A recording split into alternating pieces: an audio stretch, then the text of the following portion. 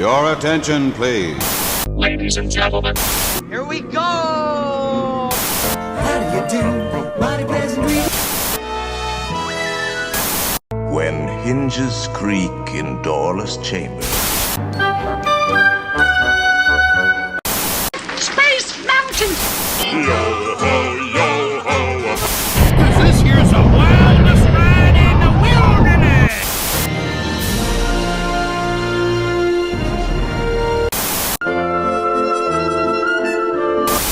To all who come to this happy place, welcome.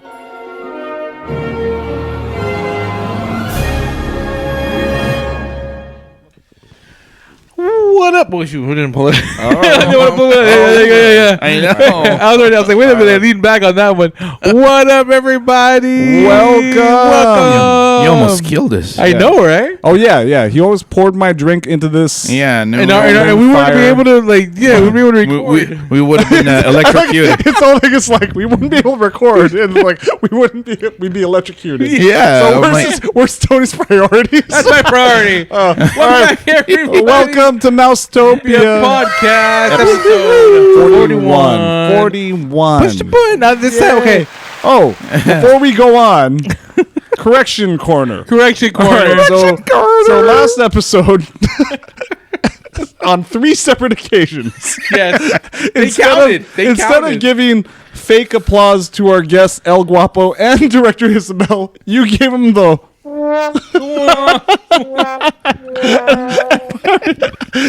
El Guapo was the first person to point out. I was like, thanks for giving me the womp womp sound. Yeah, the womp womp sound.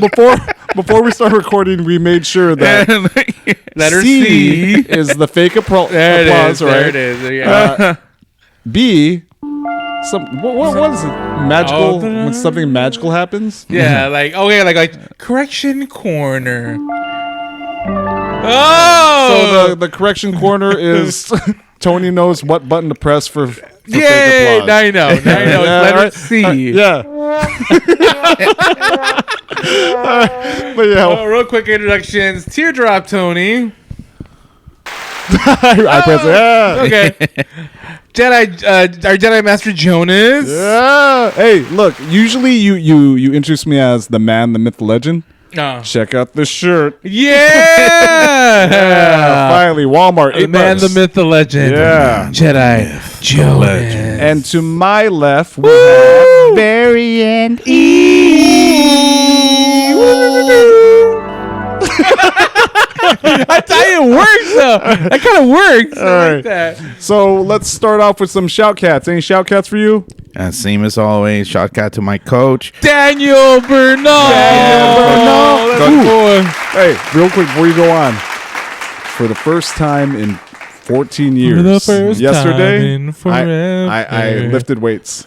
Oh, shoot. And I hurt right now. Oh. Like my arms are bent like this because I can't stretch them out.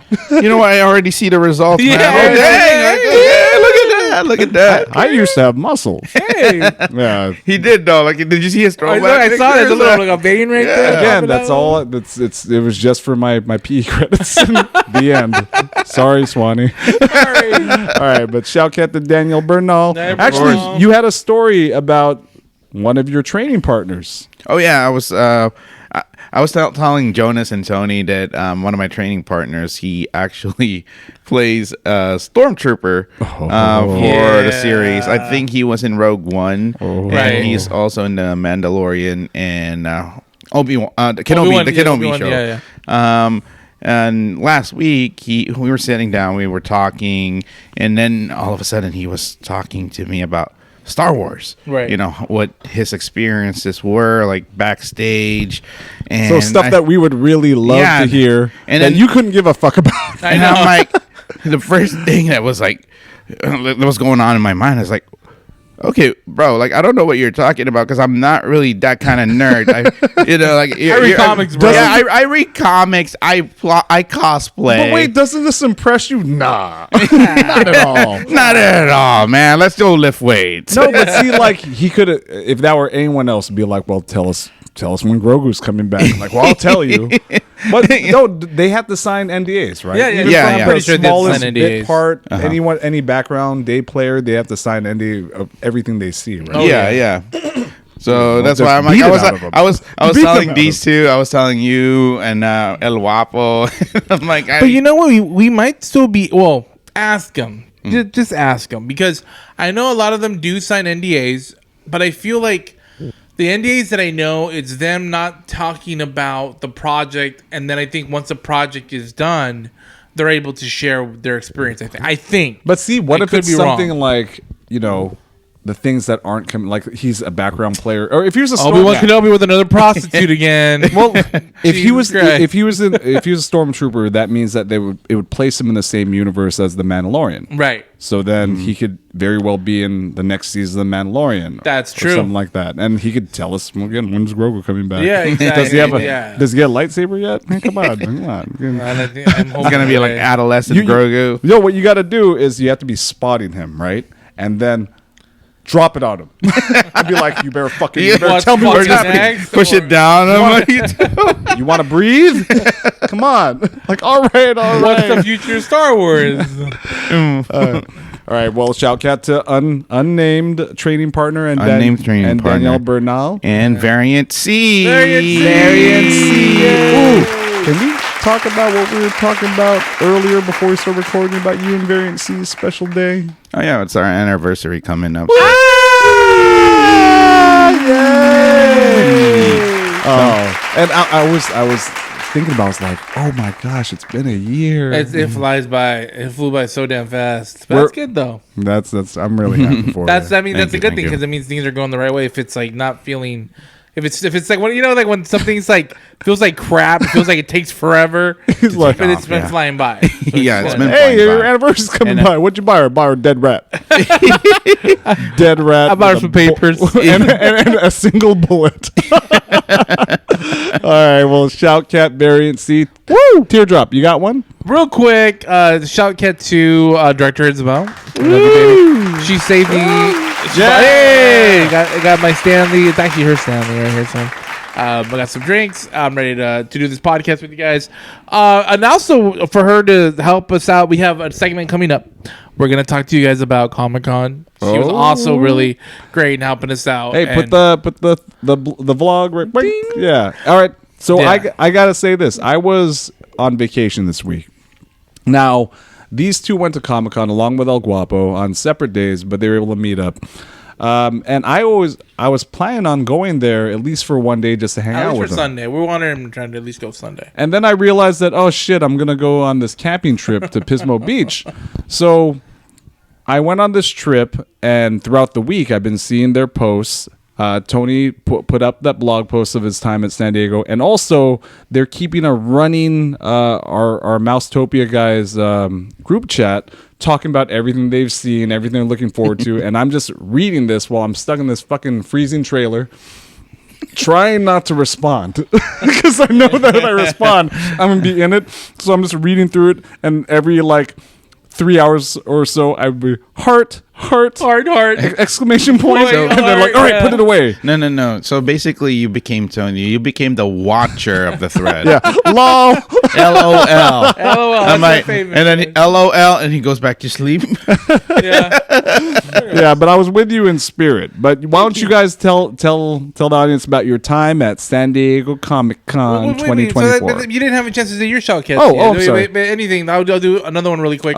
Shout out to El Guapo, we just talked about. Yeah. El Guapo Shout out had to me El at a quick segment of Love, Death, and Tacos, Yeah, which just is came out awesome. this morning. Just came out, and just let you guys know it's about wieners. Oh, well, and well, about well, yeah, I mean, hey, dude, I'm just being honest. It's about wieners, and it's about ending a situation. Yeah, I was not gonna say. I was a guest the on the ending show of the with the same situation. subject. Yeah, so if you have a chance, go check them out. It's a great episode. I think the episode they're talking about the Olympics, but the second part was definitely a part where we were involved in. So I was definitely. I was driving up, and then from down from Pismo Beach, and then El Guapo said the episode's up, and I asked him specifically. I was like, "Can I listen in front of my kids?" Like, no, not at all.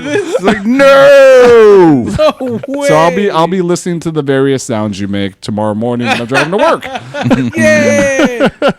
So those are my shout cats right now. How about for you? I got a shout cat. Actually, I want to shout cat the Adventure Market. Adventure Market. So we missed the last one. And it looks like we're gonna miss the And next we're gonna one miss the too. next one too. It seems like we set them up every time we have to go to work. Yeah, our weekends are fixed, Oh, okay. and we can't get those weekends off without it throwing all our So schedules. it falls on our weekend again. Yeah, Yeah, falls on the weekend again, and I've been hankering to do another episode. I've been like really that, wanting too. to go. Yeah. So. It was fun. It's been fun when we do it. But there. you guys, you could catch it. Do we got a date? Oh wait, we don't have a date yet. Anyway, well, no, No, we do have a fine. date. Oh, it's 'cause, September.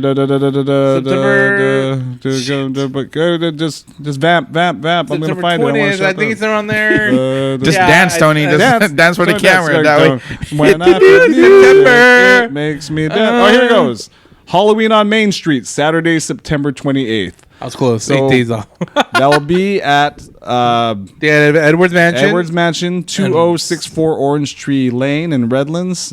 85 craft and food vendors, hourly raffles. Man, I want. I know, The last time man. we did it So was sick. Halloween. Yeah. Right? Yeah, it was And last the year. last one they did was the what's it? The Tifi, the It was Moana. the Moana. Yeah, And they no. did it in the afternoon. They actually did a 4 to 8 one. Oh, so it would have been much. So fucking A. So if you guys remember last year when during the Halloween episode when I was dressed as the fucking Hatbox Ghost. Yeah, you were dying. and, where the sun was directly above us, where Director Ismail saved my life Yes. by pushing away all these little kids trying to get pictures of me. No more kids. No more. Get out of here. Get out of here, Hey, kids. you know what? I actually saw, I don't know if it was a Yelp review. No, it was a comment on one of the posts about that. And they Yeah. said, he left before 1 p.m. And I was like, bummer. But I was like, fucking, I needed those 5 minutes. Yeah. Sorry, guys. He's It was gonna hot. die. So then, now I'm extra bummed again. No, wait, actually, it's back to 12 to 4. So, Okay, but 12 what is it, Director Isabel? Mandatory 10. A mandatory 10. yeah, everyone gets 10 minutes. Everybody gets those. I was mandatory dying, 10. God damn it. Fucking all black. Anyway, shout cat to Adriana and Caitlin. Woo! Venture Yeah, Market. But just FYI for Caitlin and Adriana, for the next one, maybe for Christmas, set it up towards the end.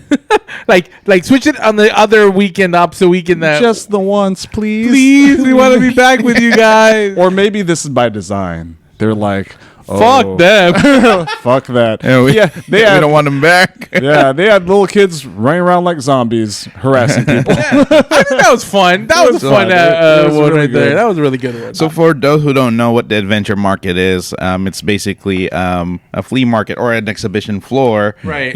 For a lot of Disney stuff, right? Exactly. A lot of Disney people like stuff, not just hand Disney. create things. Yeah, hand created but yeah. stuff. So yeah, it's a live walkthrough version of Etsy. Yeah, because I've It is, actually it we is. got like a Teenage Mutant Ninja Turtle pin that I got from one of the pin vendors that was right next to us. Yeah. I think it was Ray. I think shout out to him. He hooked it up. He was Ocho's really nice. pins. I Yeah. can't Is remember. that Ocho Ray Ocho's pin or something like that? Yeah. remember. But it's cool though. That was an awesome event. Yeah. And remember where they came from. At first, they were just at a high school parking lot, and look at them now. They're just blown up. Yeah, they're just blown and- up. Like people are talking we about gotta- it throughout social media. We got to ride those coattails. Yeah, I got right. We gotta take advantage, man. Come You know on. they're gonna be at Anaheim Convention Center or some bullshit like I that. know. Why? Next thing you know, they're gonna be in San Diego. So Just be a scratch at the window.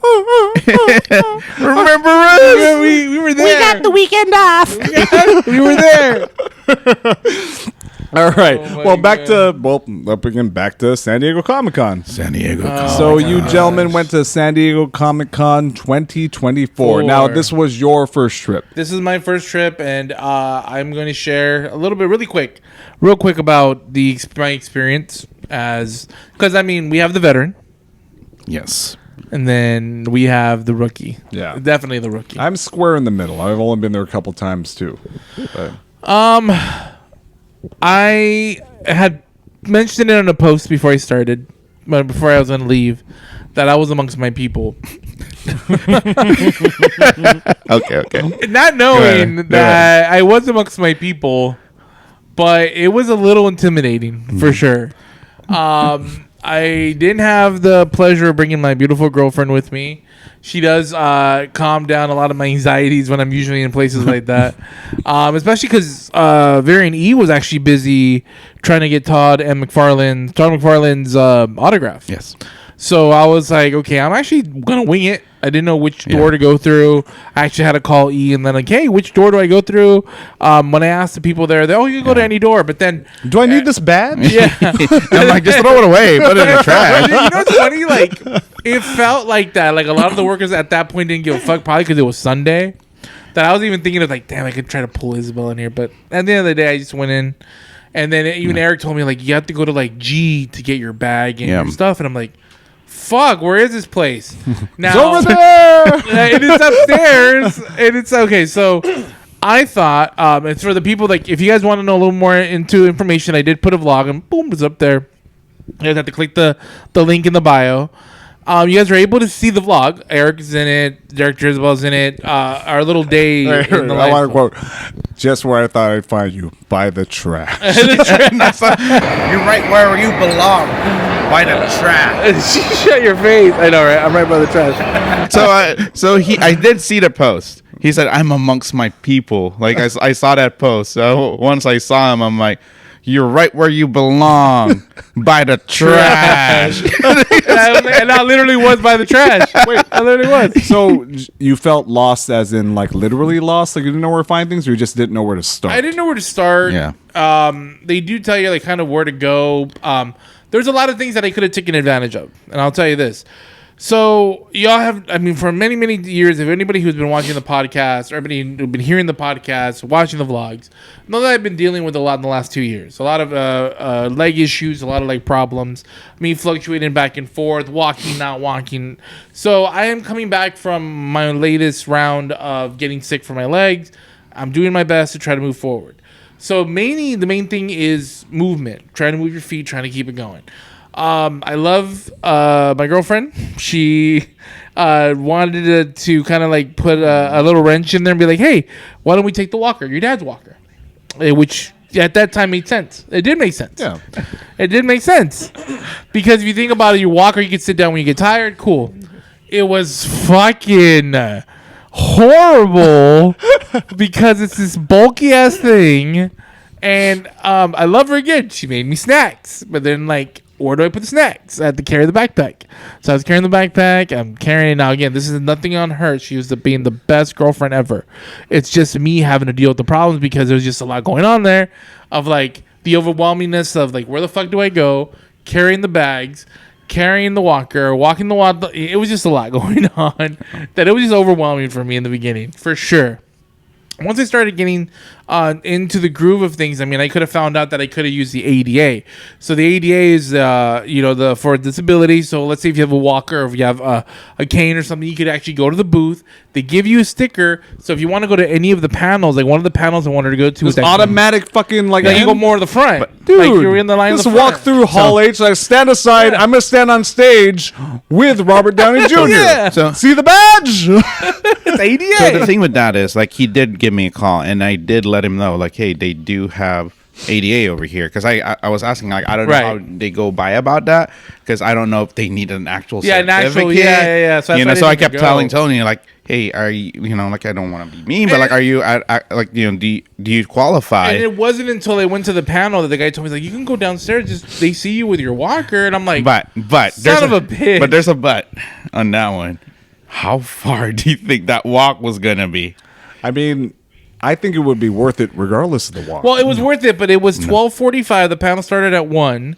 I was already in pain. I had to go find my way downstairs to the other far side where I think called Lobby A was, which is like the very front where was it the Marriott Hotel? Is it the Marriott Hotel on that side? So the Marriott Hotel was like that's where the lobby, beginning of the Marriott, and you were right? all the way at the other side. Yeah. And so he went to the sales pavilion, which is where you get the badges, the bags, the little pins, and he was hanging out by. So what I did is I just kind of planted myself on a walker next to the entrance, and I kind of overheard it. And it made me bitter. It was bittersweet because I was able to hear Rogue was there. Well, the voice of Rogue was there. We know the original, the people that we always hear that have been blowing up lately, Professor X, everybody. But they were talking about like having the opportunity to ask them questions, the future of X-Men '97. I didn't know they were Emmy nominated. The show is Emmy nominated. Goddamn better. So, Jesus Christ. For being one of the best animated series of the year. So I was listening to it. And it was kind of like, fuck. Like, so it's a driving force because definitely something that I want to be a part of again next year. But at that time, though, I was an asshole to Varian E, to directors. But I just did not feel good. I did not feel good. Even though I was enjoying seeing everything there, my body was like, my body's telling me no, and then my mind's telling me no, but my body's it's the opposite now, my body's telling me my head's my mind is telling me yes, old rogue. Exactly, dude. I had a good time, and Eric really put it a really good perspective towards the end. Different perspective. He gave me a really good perspective at the end of Comic-Con, and I love the way he worded it and the way what he said. He said a lot of nerds don't have that opportunity that you had today. There's a lot of nerds that will always continually want to be a part of this scene of being in San Diego, of being here, and have the opportunity, or maybe not even will ever get the opportunity. And look at you, you're here. So be grateful that, at least that he opened my eyes. The more you know. So the rainbow, so he opened my eyes a lot with that conversation. And it's true. I was at a place that a lot of people will wish they could only be at. And I'm very grateful that I had the opportunity to be a part of it. Mm-hmm. And to be that motivating factor to go back next year and maybe to do more again and enjoy to return a conquering hero. And one of the things that I did tell Tony, too, is... it is overwhelming when you step inside the convention center. The first thing that you're gonna say is like, "Oh shit, so where do I go?" So and then I even told him, Tony, like there's been instances wherein I've been here for 5 days. Do you think I got to do everything that I set out to do? There's no way. Yeah, not really. So on the vlog and in conversation, Eric has always said that he never goes in with a plan. Right. Yeah. And then you look at the map, you look at the schedule, you figure out something to do. Mm-hmm. And you're usually limited to how busy the thing you want to do was. Mm-hmm. Right. Like the last time I went to Comic-Con, I knew I had a plan, at least for merch. Like I wanted to buy this certain thing. So then that became one of my agenda. Let's line up and see if I could get this toy or get this print or get this... limited edition card or whatever. Yeah. And then what usually happens, you go in that line that sells out or whatever, and then like, okay, well, what else is there? And of all the times I went to Comic-Con, the most fun was just finding myself in places. Yes. Where I remember like the very first time I went was 2009, and I had barely any money. I walked around, got some toys I wanted, and then we just went out in the gas lamp. We're just walking around. And if you've never been to Comic-Con, what it does is nerds basically take over the Gaslamp district. Every hip bar or club or restaurant just becomes flooded with nerds. But then also, because of space limitations, a lot of the companies, they hold their special events in these same bars and clubs and restaurants. Okay. And I'm just wandering around on the street and I just, you want to come inside? You like HBO? I'm like, yeah, sure. And I go inside.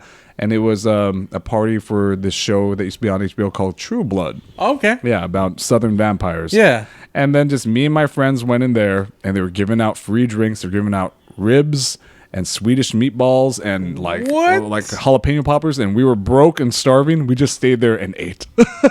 Yeah. I mean, again, like that's cool. We didn't give a fuck about True Blood. I've never seen the episode, but because of that party, True Blood's one of my favorite shows on HBO.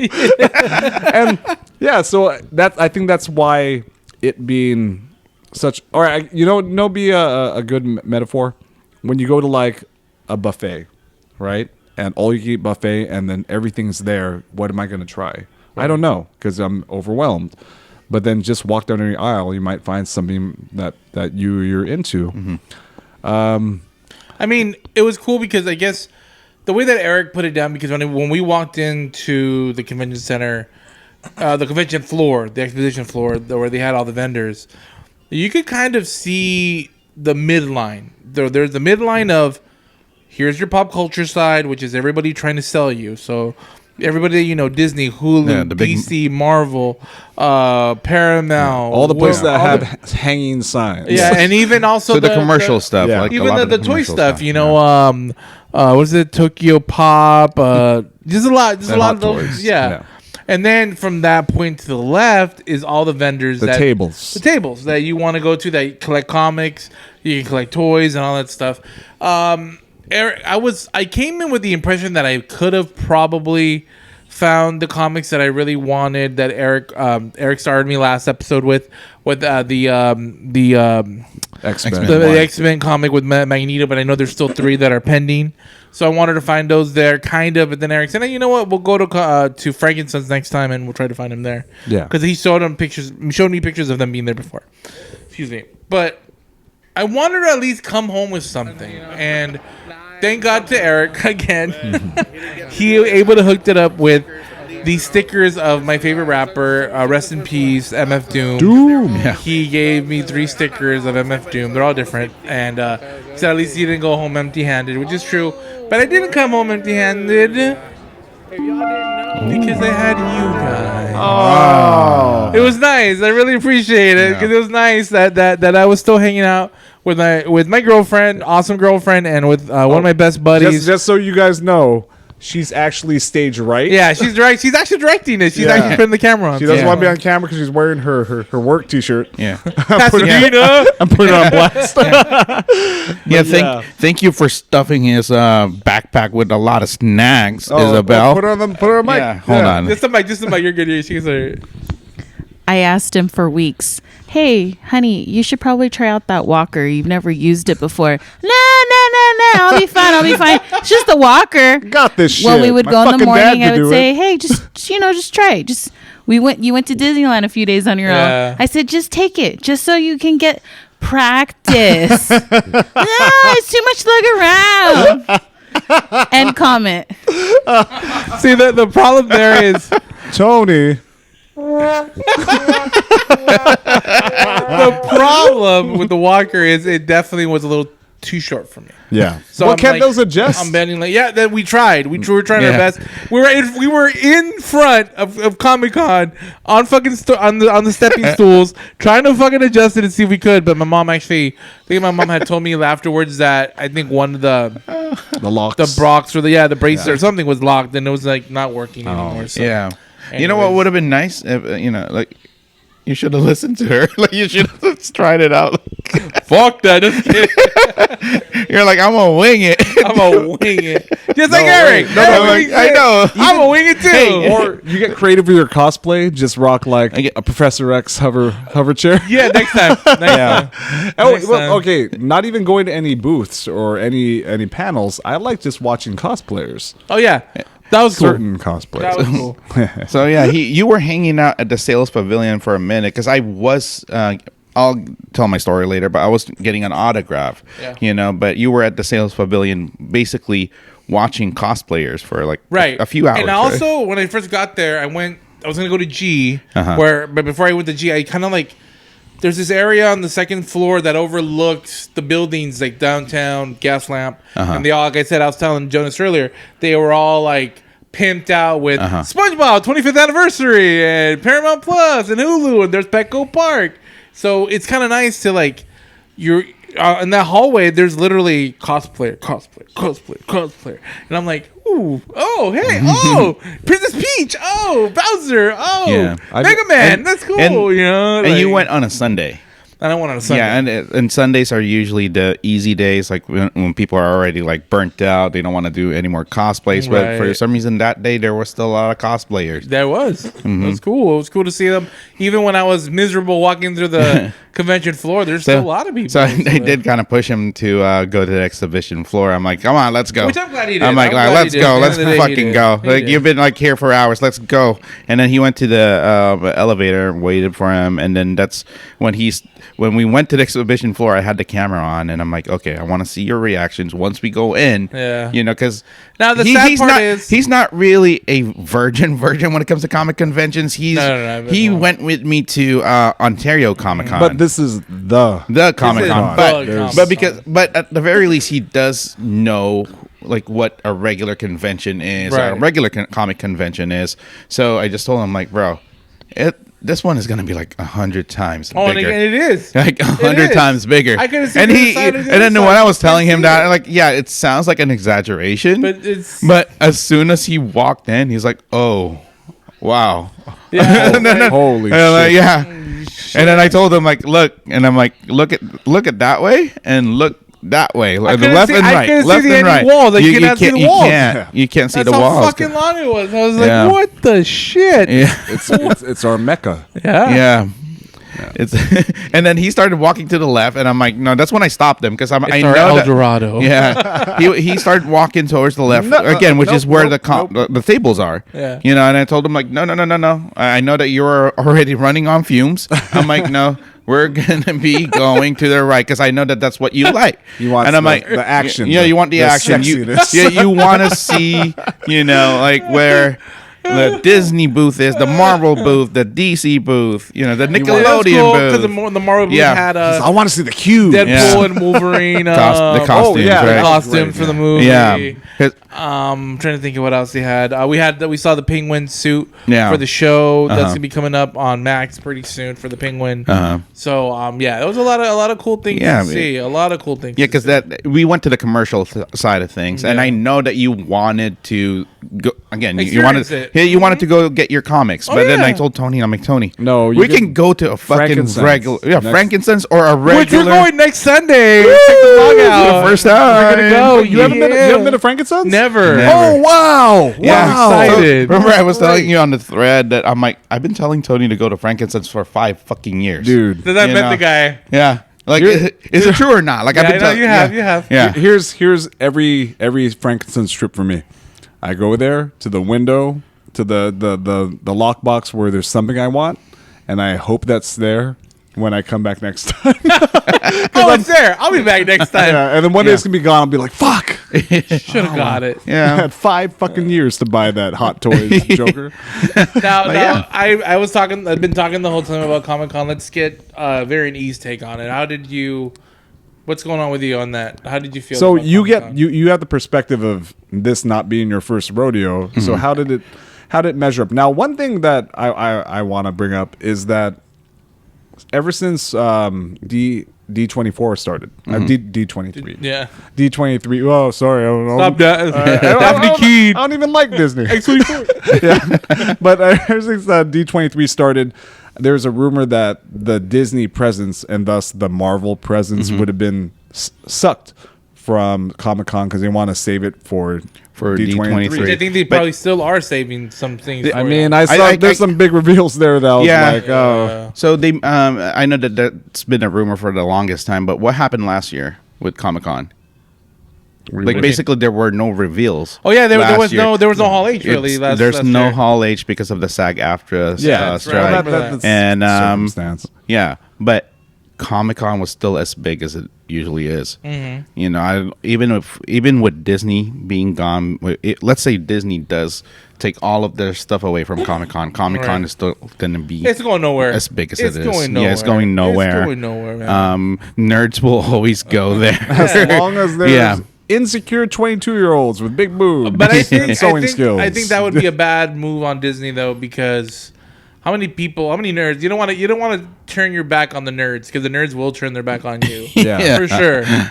That's fucking Disney's so past tense. we yeah, like we'll James fuck around. Gunn. Bye But bye. the good thing about like this year's Comic-Con is, which we'll talk about later, it coincided with the release date with Deadpool. Deadpool. So they did show the premiere of Deadpool at Hall H on The whole Thursday. movie? Yeah. That's great. That is Yeah. true. And then they had the So drones. the drone show Drone on show Thursday at the night. I saw that drone. That was real. Bam. Yeah. So they showed the drone show Thursday night. Well, they better And- take that shit to fucking Anaheim. I'm tired of these French people. I know. The French people get that every night. Every night. At Disneyland Paris. And we get stupid fireworks. fuck fireworks. It's making our clothes smell. my dogs are all crying. But yeah, so I got tickets from Thursday to Sunday. Yeah. Yeah, but the bad thing about it is I wasn't sure whether or not I was gonna go. because I wasn't sure whether or not. It's been hard for you for work lately. It's hard because I wasn't sure that they were gonna give it to me or not.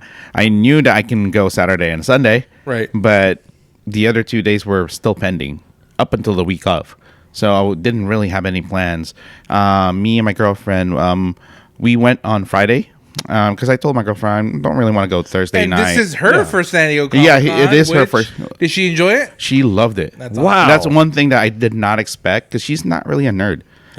She is into a lot of Snoopy stuff. That's a nerd. Yeah, so like a nerd is all right, real quick. A nerd is anyone who has a passion for any one thing. That's it. That's true. Yeah, it is the only thing that she's passionate about that I can see that can be considered like nerd-like. Right. So I told her like she's been with me throughout all the Comic Cons that I've gone to. She went with me to LA Comic Con. She went with me to Ontario Comic Con. Yeah, but so this is the big show. And I told her that this is the mecca of Comic Con. The mega show. I brought you to those shows to prepare you. Yeah, but you will not be prepared. You'll not be ready for what you're gonna see. She's like, did you get that walker? So the minute that we walked in, and this was Friday, we drove to San Diego Friday morning. We got there probably around noon, and as soon as we got our bags, our badges, our pins, we went down to the exhibition floor. And before we went in, I'm like, "Watch this!" And then we went in. First thing she said was, "Wow!" Like, whoa. Yeah. Like it's that's the ugliest Bruce Wayne I've ever seen. Because it's huge. The thing is, like, I always tell Tony, like, bro, like, Comic-Con is gonna be really difficult for all of us because I was sore. Like one day last year, I went on when was it? Like preview night. The next day I was already sore. Wow. You know, just because the way that you have to walk, like with all those nerds, like you have to walk like really side to side. Yeah. And then you got all right, and then the bags that E was talking about earlier, they're the swag bags. The swag bags are provided free when you get a badge, and it's basically a tote bag that's the size of a fucking dorm room poster with pretty two much straps on it. It's made that way so you can fill it with as much crap as possible. But when I saw Variant E for that day, he already had the biggest thing that it would not fit in that bag. What'd you buy? Oh man! So I went there super early on Sunday, and I went to the exhibition floor. Oh, do you want me to tell the story about like the whole Sunday then? Because it ties into that. Go for it. Okay. Yeah, because on Sunday that was the last day. Yeah. Right. But the day before that, Saturdays are usually the main days for Comic Con. I was so excited. Yeah. Hall H. We got all the reveals we'll talk about later. And so me and my girlfriend, we went to the Friday opening. Out of Friday for Comic Con, and we didn't book a hotel, so we had to drive back and forth. Dang. Damn. I'm like, dang, it was a long day actually. So took her home Friday night, went back to Comic-Con Saturday morning. Oh my God. Tell us about your story on Saturday, Eric. I remember you telling me about it. It got to the point where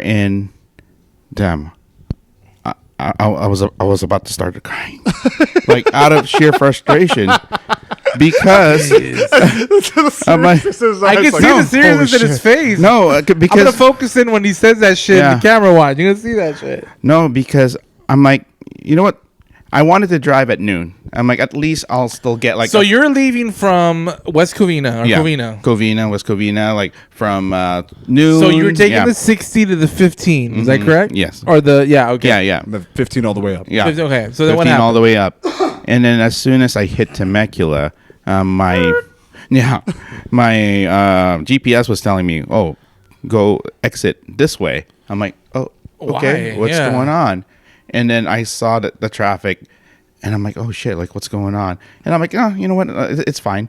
Like, this, there's probably an accident in the road or whatever." Oh, no. And I'm like, I'm probably going to be there like an hour late, but that's fine. It's only going to be 3 hours. Yeah. It ended up being 6.5 hours. God damn it. Fucking nerds. Yeah. Jesus Christ. No, so I guess what happened was there was an accident going in the freeway. Oh, it wasn't the nerds. Never mind. Sorry, nerds.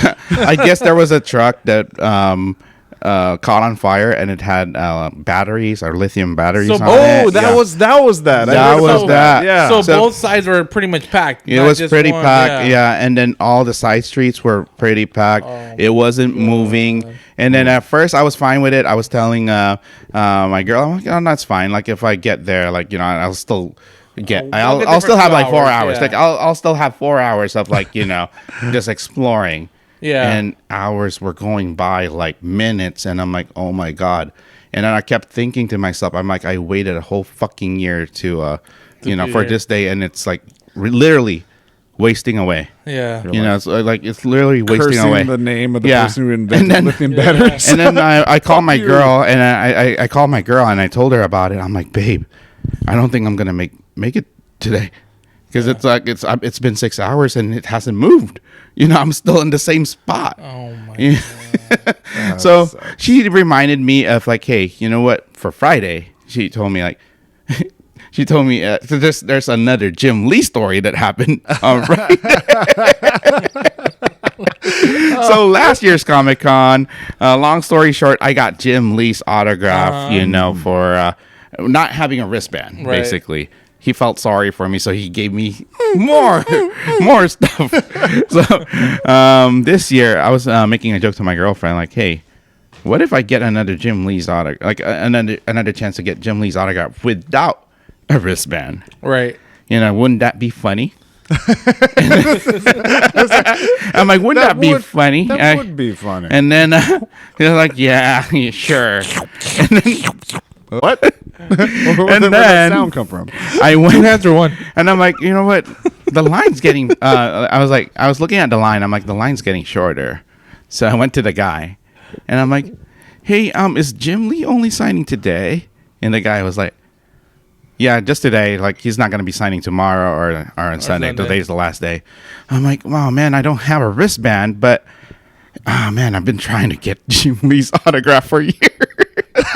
Fucking liar. I didn't know you bullshit. I've been trying to get Jim Lee's autograph for years. The whole time you've been leading up to this, it was like, oh, I got lucky. It's like, I didn't know you flat out lied. So the guy, no. So the guy was like, all right, stand in line. And then as soon as he said that, one of the bosses came out and he's like, okay, that's it. No more. No more. Right. And the guy was like, oh man, I'm sorry, but no, my boss told me no. I'm like, oh man, and then that fucking sucks. And then I went to the other guy. I went to the boss, and I'm like, hey, I've been trying to get his autograph for years. Wow. Is there any way? Wow. Is there any way that I can get his autograph? And the guy's like, all right, stand here. And I'm like, is it really happening again? but this time I did get his autograph. I did not have an interaction with him. Like, you know, he's like, open and go. But I did have my Jim Lee backpack with me, and the security guy was like, do you have your items? I'm like, yeah, I really don't. Oh, you're only getting a poster then. I'm like, well, can he sign my backpack? And the guy's like, no backpacks. And all I said was, but it's this product. And like this, and it's this Jim Lee right here. And then he goes to Jim, and he's like, hey, Jim, are you going to sign a backpack? And he's like, oh, that's fine. Oh, so he signed my backpack. So I had 2 items signed that. So I texted the guys, and they're like, oh, how many dicks did you have to suck in order for you to get that, you motherfucker? And I'm like, oh, these guys.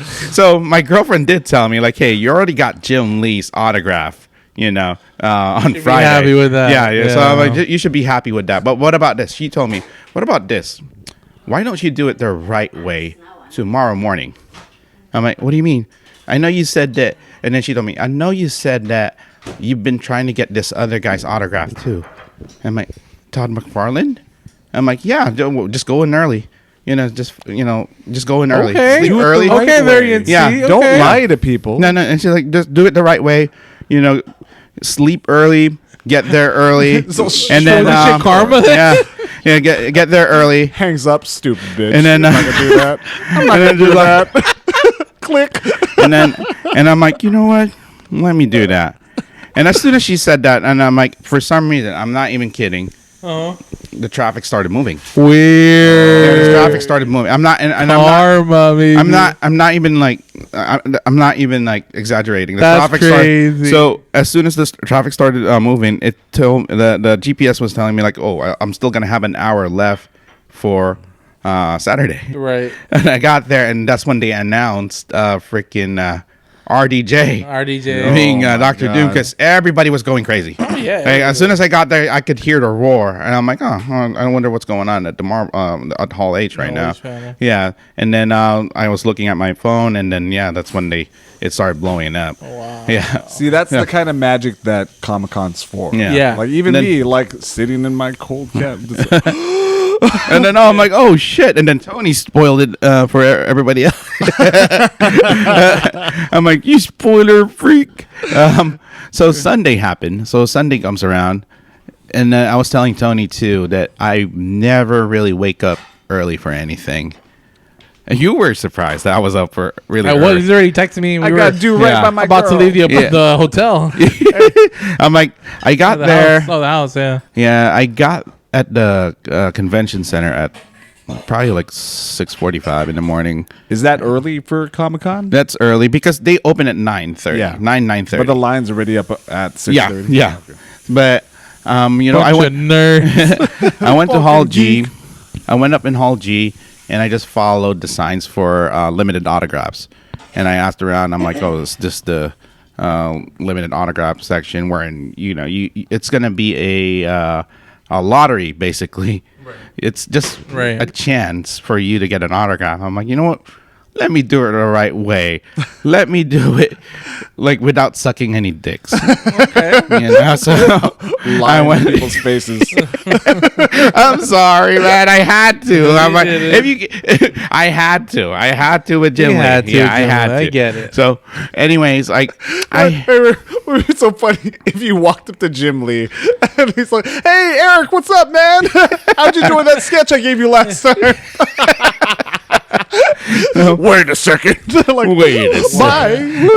Well, the good thing is, like, he didn't actually speak to me this time. He didn't actually see me that much, so he didn't recognize me. Yeah. So you guys looked up hello, and then he's grabbed your bag and started signing, and then that was it.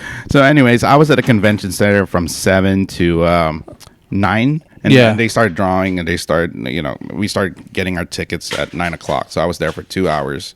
So I picked up a ticket, turned it around, and there's a baseball bat sign on it. Showed it to the guy, and the guy told me, like, oh, you won. I'm like, wait, but this is before you knew who was signing? Or no, I already knew. I already knew who was signing, but like, again, I did it the right way. Yeah. I did it the right way, and I was so... There we go. See, so shout cat to Variant C. Yay! That saved my convention, but the problem was I didn't have any... You signed my Jim Lee backpack. I used to work with him, right? No. I was actually considering that. No way. I was actually considering that. And throw a Liefeld underneath. Yeah. So, and I'm like, oh my God, what do I do? Oh, you know what? Let me just go to the exhibition floor. I went to his booth, and this girl gave me like the bum toys, like a spawn, like a spawn egg. Yeah, and I'm like, I don't know how I feel about that, but let me just get it just in case I can't find anything. And as soon as I walked around the corner, I saw one of my favorite figures, one of my favorite McFarlane sets, which is Spawn and Batman together. Oh, it's awesome. And I'm like, that's perfect. That's it. That's perfect. That's the perfect. Took the bomb and just kicked it down the alley. Like, fuck this. I'd rather have I took a video with McFarlane, and I was just stumbling in my words when I was talking to him. I had to put a music over it. Mr. McFarlane, can you sign this? You're much cooler than Jim Lee. I didn't have to suck anybody's dick to get your autograph. And you were telling me that he actually was trying to like talk to you, but you just kept on like you were so like Yeah, focus. Yeah, because he was telling me like, "Oh, I like your shirt," because I was wearing You got a great shirt. Dragon Ball Z. I really like Dragon Ball. Yeah, so I was wearing a Dragon Ball Z versus Godzilla shirt, and he's like, "Hey, I like your shirt," and I'm like, "No, Here you go, sir. Yeah. Took it off, threw it in his face. I had such a bad day yesterday, so but truth be told, though, that saved my convention. That made my convention. Like, that was it. That was you had it done, right? Yeah, and at the end of the day, you know what made it even more, like what put the cherry on top for me was, I know that my friend had a miserable time, and I'm like, and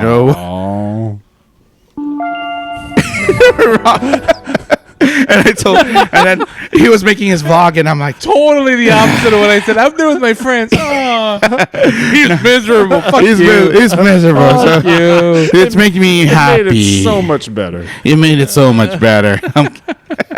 Well, I'm glad you guys had between your great day weekend and his shitty one. It kind of evens out.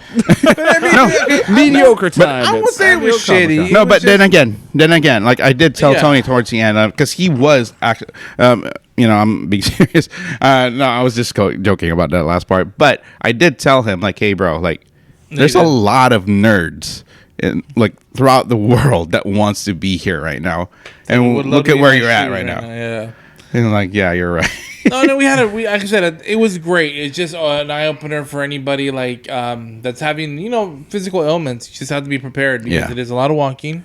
There's not a lot of places to sit down, and you have to be prepared to do a lot of walking because there's, like I said, up and down. If you want to watch panels are on the far north side. The big panels on the south side, which is Hall H. The middle and the bottom middle is a mecca of all exhibition halls. And then, of course, everything else outside. I mean, we missed, who knows what the heck was going on outside. There's probably so many things that we missed outside that was going on. So, which is okay. Yeah, which is okay. Yeah, which is okay. And that's what I was telling Tony. I'm like, there's been times where I've been here for 5 days, and I'm telling you, like, I miss a whole bunch of shit. Yeah. That's what X is for. All right, guys.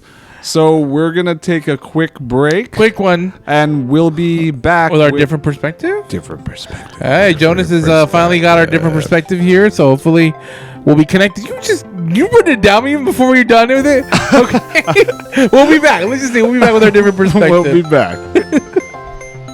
Hey guys, do you guys like podcasts? Have you ever wondered about Mexican superstitions, crazy sexual fetishes, or wanting to ever know about Japan? You're in luck.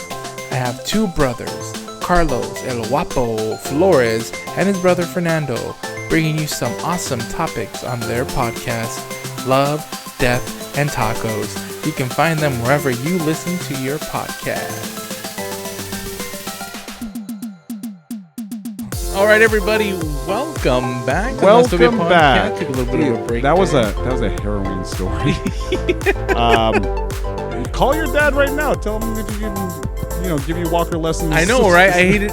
I really don't want that walker ever. D23 is coming up. No, just use it if you got to. Just know how to use it.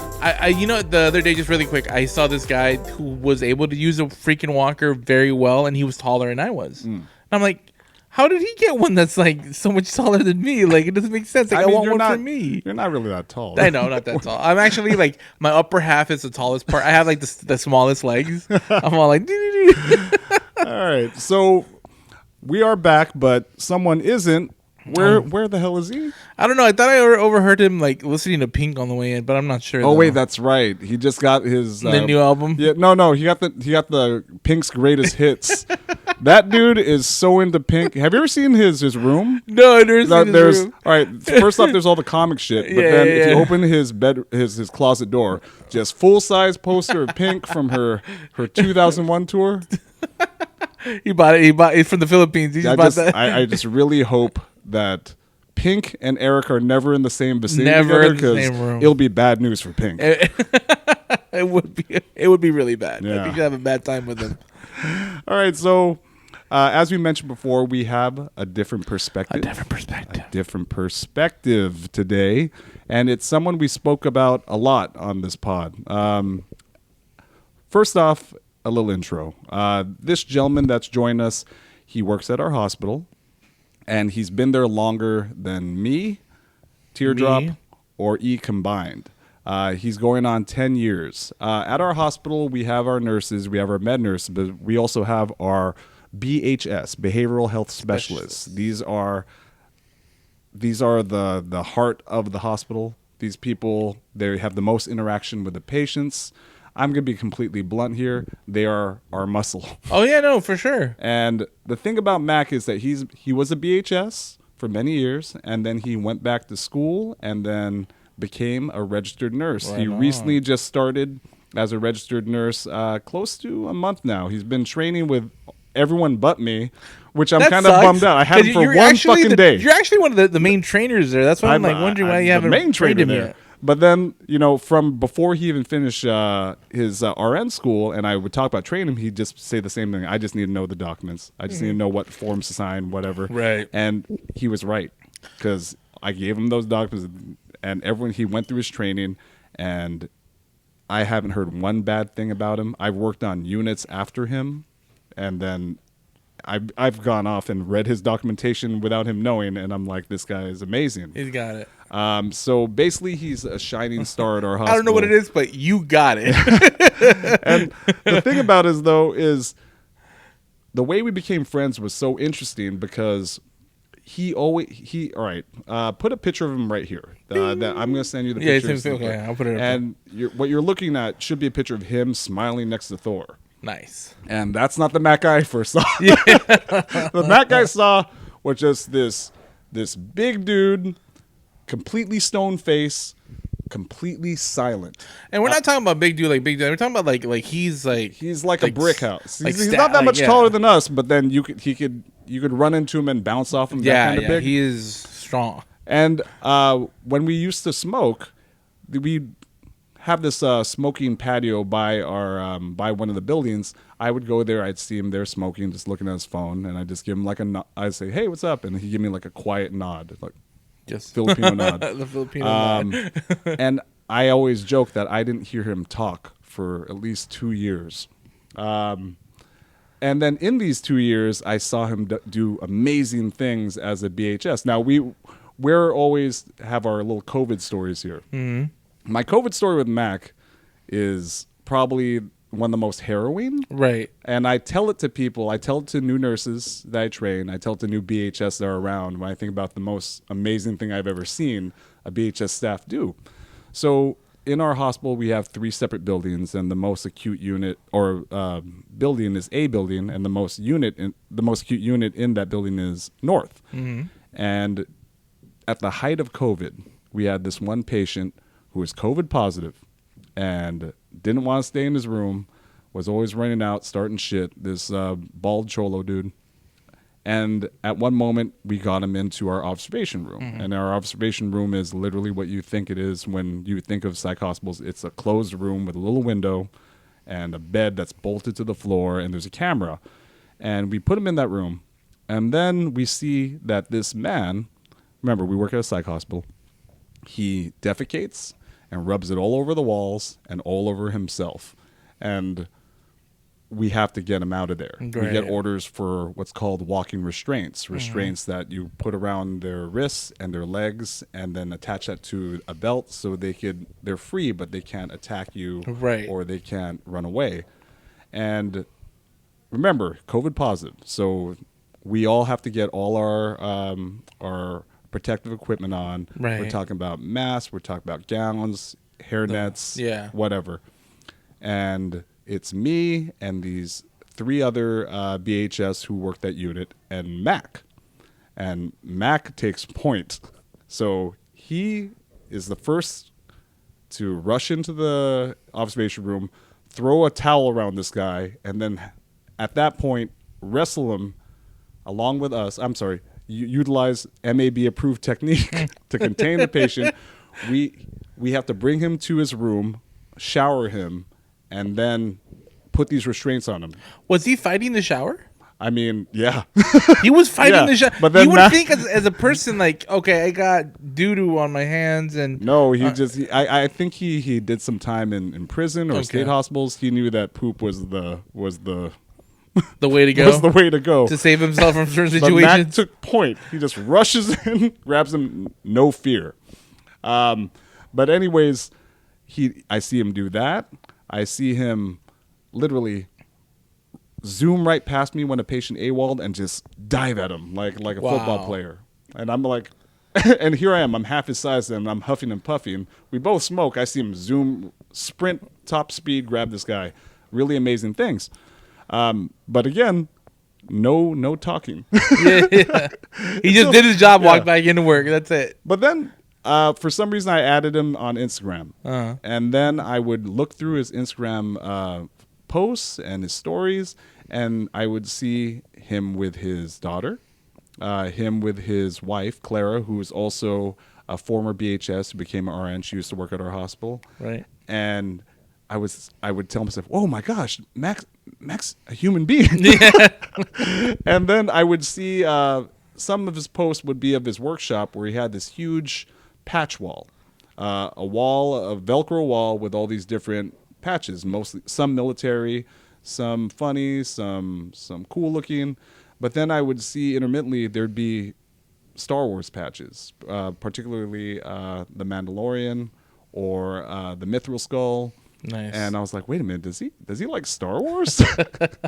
And little by little, I find out like, yeah, he's into Star Wars, very into the Mandalorian. Right. And then from then on, we start talking more, having these geeky conversations whenever we're working a unit together on slow days, usually West unit. Mm-hmm. And then I was like, this guy is my people. Right. Right. I mean, he's, again, much stronger and tougher than me, and all of us, but then he's at his core a nerd. But with that, I'd like to introduce you to our different perspective. Mac. Woo, can I hit the right button? Good, yeah. I got the right button, the C button, yay. All right. I like that. Thanks for coming on the show, buddy. Yep. Thanks for having me. Yeah, I mean, we've been talking about for months and months that I wanted him on a specific Star Wars related show, and we're just waiting for the right excuse. I mean, Mandalorian. We've been talking about Mandalorian, and I talk about with him outside the house, but then we need something fresh. Right, of course. The Acolyte came out, and as you may know, my thoughts of the Acolyte were kind of, when you were talking about the last podcast, you were will really save the rest for the next segment. Yeah. But then throughout the first 4 episodes, I would talk about with him. I was like, we need to break this up on the show, right? And I'm glad you're finally able to make some time for us. I've been looking forward to it. Yeah, man. So, anyways, we're just gonna go through just a little bit more about yourself. Kind of go through your history, and we'll just take it step by step. So my first question for you is, when you were a child, did you have these same interests that you had now, or did they evolve? Like, were you always into Star Wars? Were you always into Disney, whatever? Or was it something that just kind of formed as you grew up? Growing up, I remember when I was younger, I did go to Disney, but it wasn't like super magical as like, as some of you guys endorse. This interview is over. The end. See you later. Thanks, man. What a fucking no magic. We have one rule to be on the show. We have to give him some time because remember, we knew we were gonna have people that didn't like Disney as much as we did. Yeah. All right. And so that's why it's a different perspective. There you go. He said the word. He said the word. There it is. There it is. All right. Because I remember it as being like, hot, long lines, long waits. He was a dad I back then. I do enjoy, I did remember enjoying the rides when she got there, because, you don't know what to expect or whatever, and then, you get in the rides, and it's like stepping into, whatever Disney cartoon it was that you'd watch as a kid. Did you have a favorite ride? Well, all I remember is Small World being top of the list of peak of Disney technology at the time, because that was the only things that would move. I'm just trying to imagine 6-year-old Mac just on Small World being amazed. Yeah, just like, whoa. holy shit. Did they just speak my language? Because it's crazy. Let me off this boat. Oh, well, how about as you grew older, you said you didn't go that many times. Did you go like roughly like every year, every other year? Oh, probably a handful of times before I became a dad. Like, I remember the last time I had gone was probably once in high school, and then like 2 or 3 times when I was younger than like maybe like 7, 8. So it wasn't really something that was part of your family in a sense, because I know that like I know for me and my family, my mom really loved going, but the issue was, you know, like being like, you know, I guess being an immigrant, you know, my mom and dad being an immigrant and not having that much money. But Disney's like we the would go like American once a dream. year, once every 2 years at the most. Not even that sometimes, because we didn't have that money. But I know that they would have enjoyed going more often, because I had cousins that my uncle was a little bit more like, you know, well off, and he paid a little bit better, and they went to Disneyland at least once a year. Yeah. When we were like, oh, we wanted to go more often. What was the case in the sense? Was it maybe like your family wasn't really into it, or was it maybe the same thing? Like, was it just like money at the time? I mean, my mom was always, you know, getting us like Disney VHSs whenever like a new one would come out and stuff like that. So it's not that we weren't a Disney family; we just couldn't afford to go. And then my mom traveled a lot for work, so I get it. You know, the Disney, and then plus, you know, I just talked about how enthusiastic I was about the Disney park. So she's like, okay, well, he's not really into it, so we're probably just not gonna go. She walks in like, we're going to Disneyland again. Look at that. Oh, all right. Let me get my cane. Well, it's interesting he said last time was high school, because high school is usually when we fall out of love with Disney. That's one thing that we mentioned a lot of in the on the pod in the past. You shared that before. Yeah, that we love Disney when we're children, and then we become teenagers. We're like, no, fuck Disney. I want to go to Magic Mountain. I want to go to Knott's Berry Farm. I want to go cool to kids. Yeah, the little baby rides. Right. And then once you pass that stage, you're like, okay, I love Disney again for the nostalgia, and then they got you for fucking life. Right. When was the first time you went to Disneyland after you became a dad? It was actually during COVID when you had a great time. They started opening up downtown Disney. So wait, not Disney, just downtown Disney?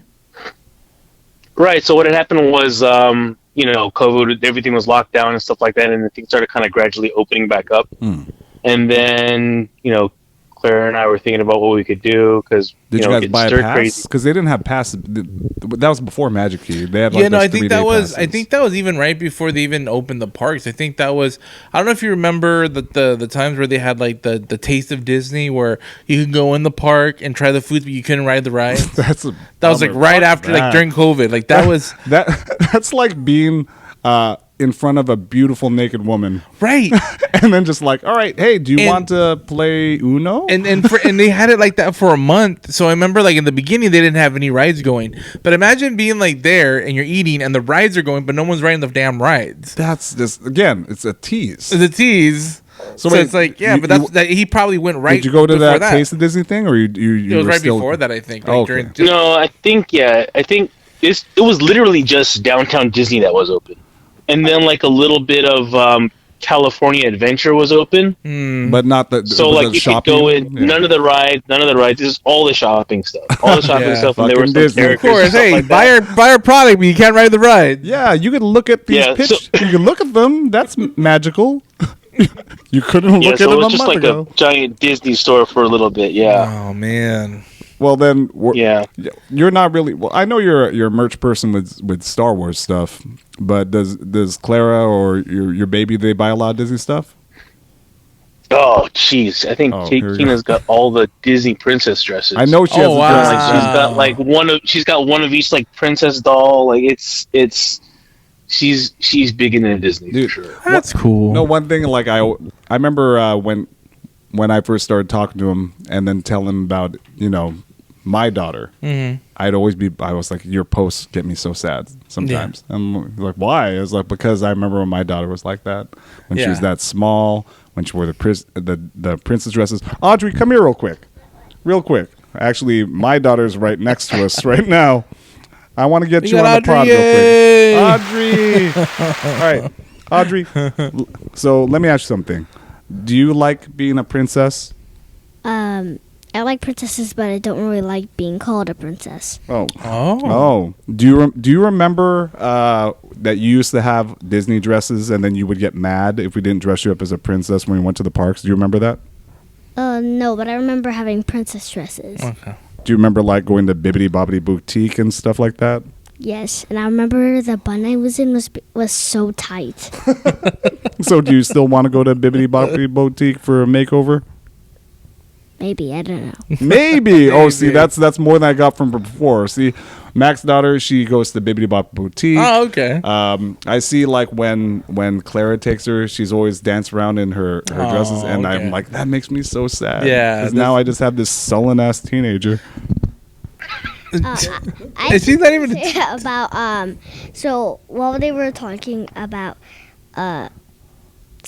perspective something, I was writing about a character and I was naming him, and before they even said who it was, I was naming him Mac, and then wait, you created a character named Mac right now? Yes. Could I see it? All right, here, bring it there. Is that Mac? All right. Oh, there's lots of characters. Okay, but which one's Mac? Oh, okay. Gosh. Which one's Mac? It's the tiny one. Oh, and he has, it's like a mustache? Is that mustache? Oh, it's like a bunny kind of a nose? Okay. All right, well, it's, I guess, inspired by Mac. Let's put up the camera so... because I named him before Mac. So it's the bottom kind of middle one. Well, I'll point him out. I'll try my best to point him out. All right. Well, Audrey, thank you Audrey. for being on. Any shout cats? No. All right, yay. So that was a little digression. And then, well, basically it's that. It's like you miss that aspect of it. I miss it, and then he still has it. Yeah. And, actually, a lot of our coworkers still have it because they have daughters that age. Right. How do you think it's going to be when you, or do you think that she'll be someone who will grow out of her love for Disney, or do you think that's going to be steadfast for a long, long time?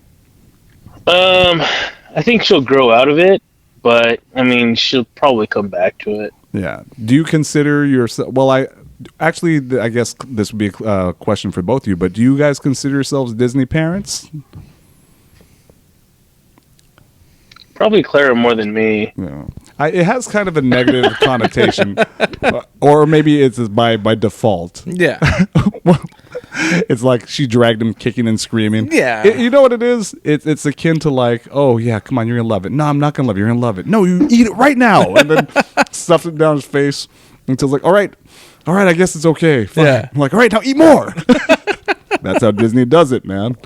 So they try to bring you in. So as far as yourself, like, do you think that you're at the point where you could enjoy Disney solo?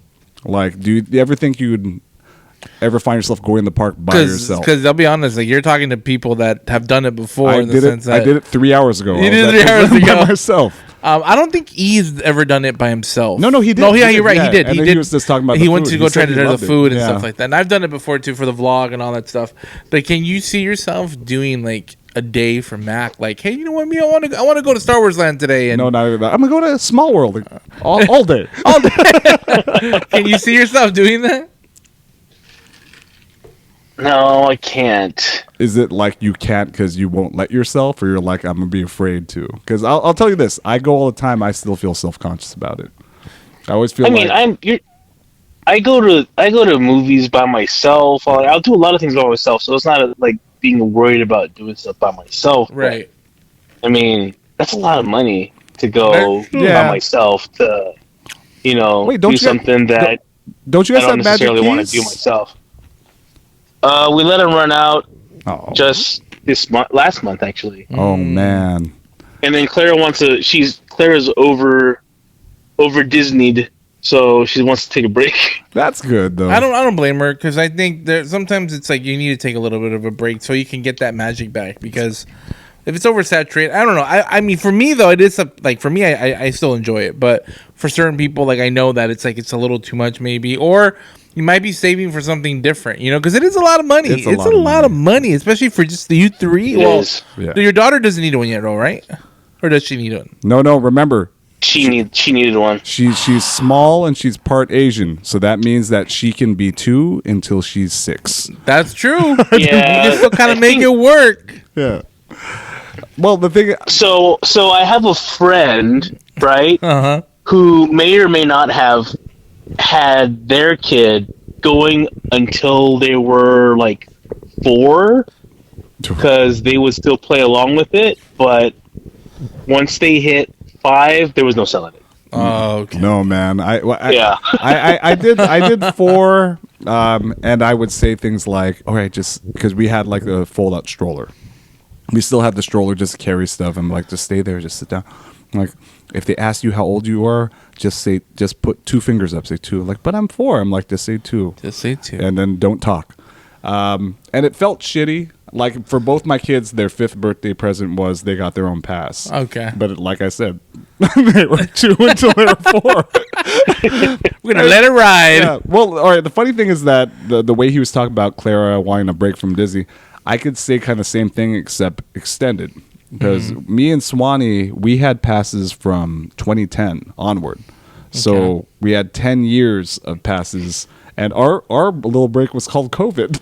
Right? That's true. So you guys kind of got it. That 3 years away from it made it so like now I realized what I was missing. You know, I mean, and that's an extreme example of a Disney person. Hopefully you won't go that far, but that's what happens when that magic comes to you. It's like a fucking drug. It's the same drug. It's the same dopamine receptors that crack, that alcohol, that gambling. I just feel like maybe Mac just doesn't. There's nothing that, I mean, other than maybe Star Wars Land could probably maybe attract Star him. Wars Land was cool, and that's right. You know, that's where I was headed with. I love that Star Wars Land. I love it so much, and in one of my previous pods that when before I had Varian E and Jonas with me, I had my old brother-in-law Eric. He and I kind of talked and discussed about the parks, and that's when Galaxy's Edge first opened. So we couldn't even add it as like we couldn't rate it because it was that new. And we're like thinking like, but when we've gone there, and it's like this feels right. You know, when you hear like the airplanes that are flying, like the sound effect. So you hear the plane taking off on one side, flying over you, and then getting onto the other side. When you see the stormtroopers, it's called an X-wing. Yeah, but you know what I mean, though. Like, okay, X-wing. Star Wars. When you hear an X-wing fly over, when you hear some kind of spaceship fly over you, you hear the sound effect. They've gotten better in bringing more characters in. Yeah, the immersion. The droids and stuff like that as well. But it's gotten better. But it is definitely one of those lands that's kind of coming up. Because I remember out of the lands that I would have rated it higher than some of the other lands. Some of the lands I wasn't really like happy about. I think my favorite land right now, and I think still will be New Orleans Square. Yeah, and it's still my favorite land too. But Star Wars, as well, this is why I was really excited to hear Mac talk about. Because you're talking about of all the nerdy properties that Disney has, you know, Star Wars. I mean, it's not a leap. That's your first and foremost favorite of what they have to offer. What they have to offer. How did you feel when you first walked into Black Spire Outpost? Like, have you seen videos or footage of it before, or you're just like, oh, I guess I'll I think I went into it blind. So I think I went into it that's blind. That's fucking magical. Yeah, that's perfect. So you just then it was. So then I forget which side it was coming from, but it was the side where like the Millennium Falcon was. Okay, so then you came you're right. Frontierland. You passed the Frontierland. Yeah, Fantasyland to Frontierland on the backside. Damn. Yeah, so then like, you know, you hear it before you see it, right? Yeah. And I was like, you know, I was getting like excited about it, and I told Claire like, hey, record me, like, you know, going in here and like my reaction or whatever. Send me that video. Send me that video. I gotta see that. So no, hold on, let me finish. All right. And then like, you know, I walk in and my brain's like, oh, this is awesome, but my face was blank. Oh, it was a mediocre reaction, so I deleted it. You just defined how you look every day. Because that could be a stormtrooper rushing at him. That could be a psych patient covered with poop rushing at him. No, completely composed. All right. I hope it's not too personal to say that you were in the military. You were in the Army, correct? Mm-hmm. Do you think that that's part of it? Like the Army taught you how to be like completely composed and keep your emotions in check or at bay, or do you think that's you've always been like that? So the story to that was, I had gone through basic training and I was still, I guess, how do I describe it? So I went through basic training and I didn't have the perma resting bitch face, right? Oh, okay. And then once I got to my first duty station, there was this corporal who played a game with everybody. And if you smiled, you had to do push-ups. Oh. So I got really good at not smiling really fast because I didn't want to do extra push-ups for no reason. Was it smiling? Oh, go ahead. I'm sorry. Was it smiling or what? Was it like smiling when someone made a joke, or when you're supposed to be doing? At all. They just want you to keep composed. At all. Oh, at all. Wow. But then that was his thing. That was his thing, right? That was his way of messing with people or hazing or whatever. But that carried on until today. It's been like, what? Like 15 plus years of just, stone cold RBF. And that's the funny thing. I didn't see him smile until I saw him post these pictures of him and his daughter making these voices that I can't imagine coming out of his mouth. Yeah. And I was like, all right, cool. He's not planning to kill me. Yeah. I mean, I think there's something that has to do with, like, it's his daughter, so of course he's gonna have a great time. It's the one that broke through that corporal's fucking psychological wall. And I could see maybe why the corporal might have done it, because he wants to keep his guys focused on the task at hand. Because I could see, like, nah, he was just a prick. He was just a dick. He was just a dick. Shout cat to Corporal Prick. Corporal Prick. Shout cat. That guy. Jesus, that sucks, man. That sucks. Man. But that again, it's I see him for in such a way for so many years. Yeah. And then I see him like doing little TikTok dances with his daughter. I'm like, what the? That's awesome. What the hell? All right. Max said this very recently, maybe in the past few months, where it struck me. I was like, that is so fucking true. Because we are like opposite ends of the spectrum when it comes to affect. Yeah. I'm really loud and boisterous. He's quiet and stoic. Right. And then just out of the blue, he just walks to me and like, you know what, Joe Nasty? He calls me Joe Nasty. I like that. I think that if I met you in a different circumstances, I wouldn't like you. I was like, I know you wouldn't. I always equate us mentally. Like, you ever remember those Looney Tunes cartoons where it'd be like this big like bruiser dog with like a turtleneck and a little like bowler hat? Yeah. And a little yappy dog around. Hey pal, let's go. Come on, let's go. Yeah. Shut up. I'm like, that's my pal.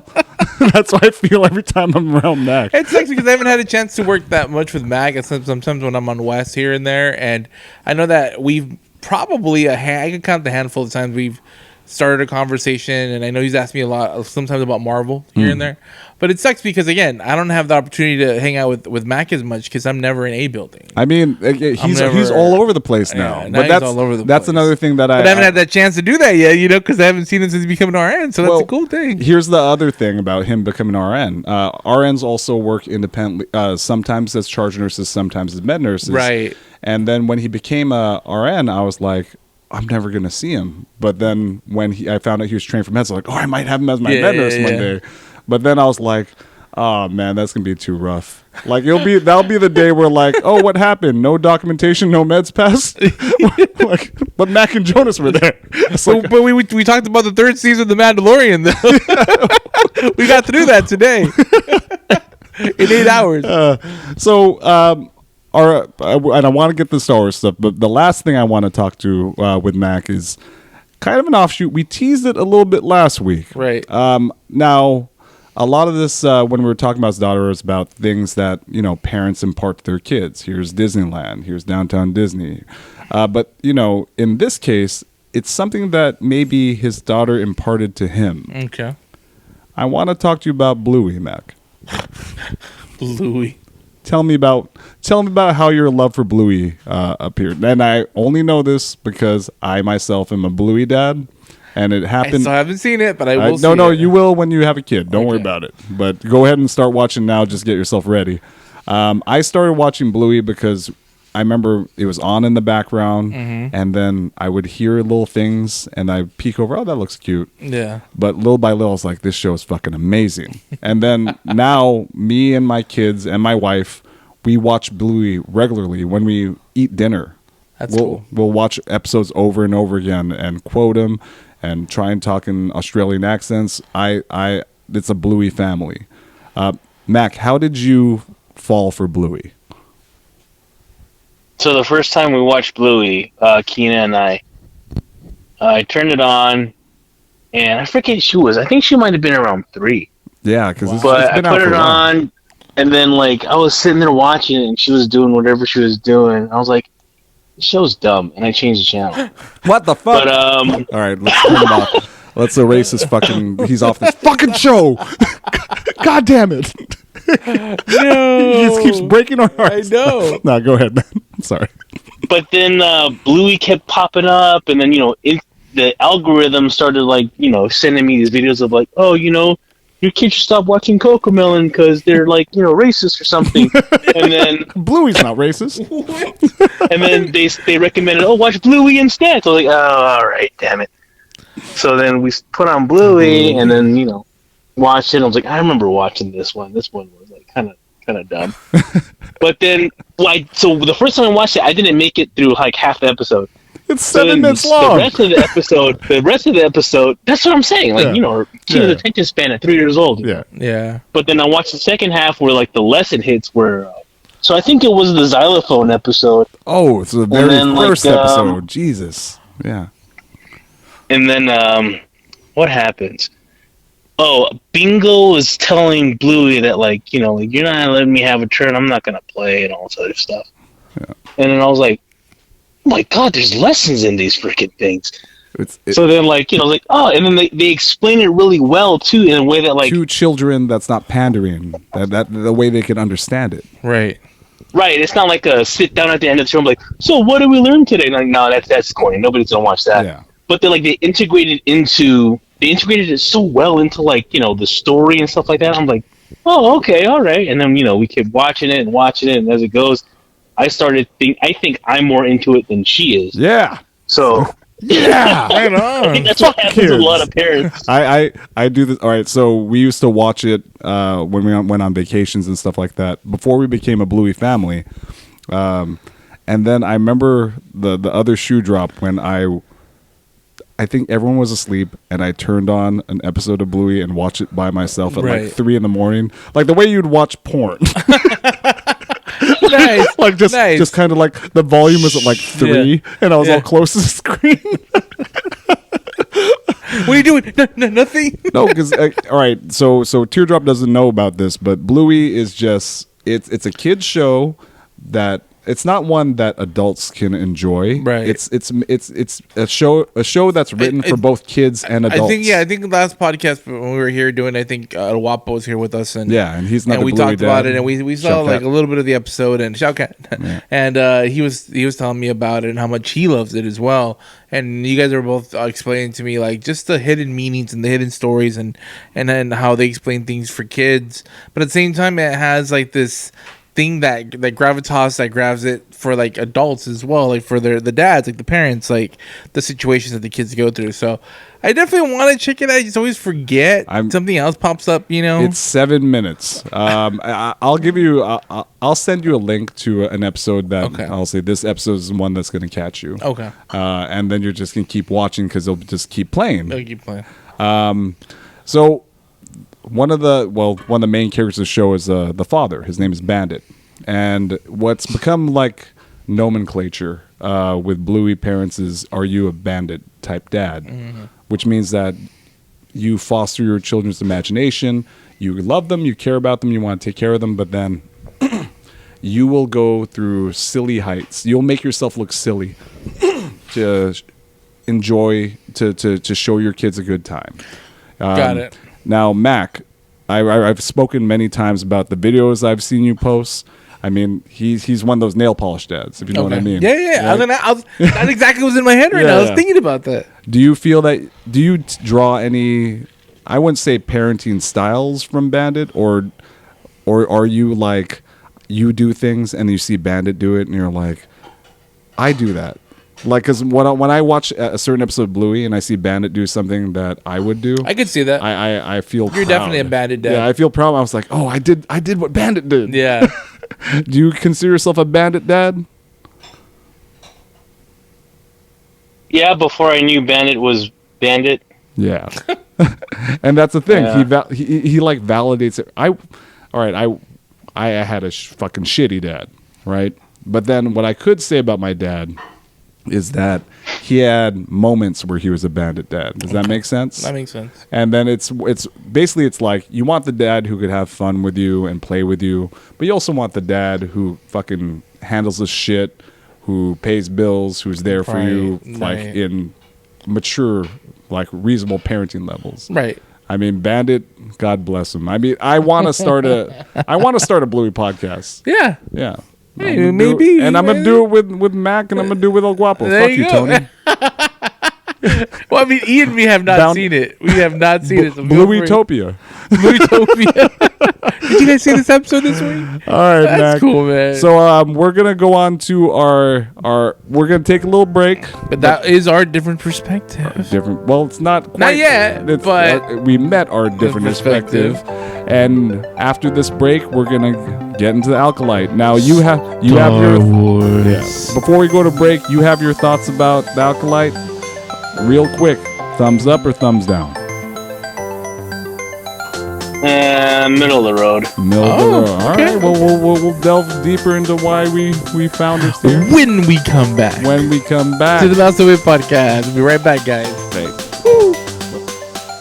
All right, guys. One more commercial break. Just want to remind you guys to follow us on Instagram, Mousetopia_ENT, where you can find all the information regarding any events, any vlogs, any of the future installments when it comes to the podcast and when they're coming out. So follow us on Mousetopia ENT_ENT on Instagram.